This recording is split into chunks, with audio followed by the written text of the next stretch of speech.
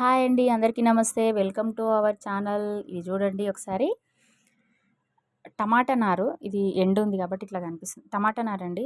నేను పెద్ద టమాటా మంచి రెడ్ కలర్ పండిన టమాటాని తీసుకొని ఇది రసగుల్లా హల్దీరామ్స్ రసగుల్లా డబ్బా ఉంటది కదా! దానికి ఒక హోల్ పెట్టిన అడుగున చూడండి.